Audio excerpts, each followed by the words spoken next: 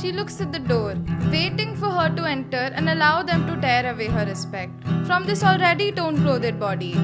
I shouldn't have gone out so late, she mutters to herself as she enters and looks at her parents. Widened eyes and raised eyebrows stare at her as they pull her inside and look with disappointment. After some slaps and many rants, they take her to police when they finally accept this could not be solved in peace. As she tells the officer her story, all look at her with shame as she gathers the courage to listen. You're the one to blame. Describe the men, the monsters, she corrects them inside her head. And suddenly, everything came back to her. The way they tied her ruthlessly to the car handle and how they taped her mouth and how helpless she felt. While it was all just a drill to them. She looks at the rope marks on her hands and gets a chill down her spine because she couldn't feel her body was her own this time. She walks out of the station with her parents' heads looking at the ground with kilos of shame and guilt from the society around.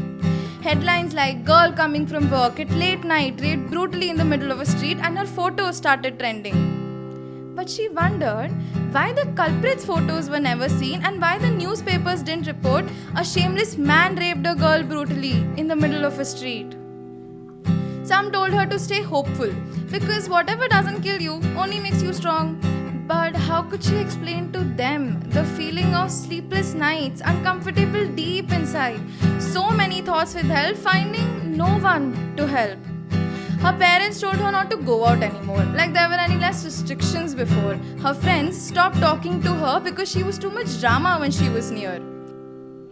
Her social media proved they couldn't give her anything more than hashtags to fool. Her justice court thrashed her will to live by constantly accusing her of false claims. Her society treated her as a burden by taunting her about the progressive attitude that led to this assault.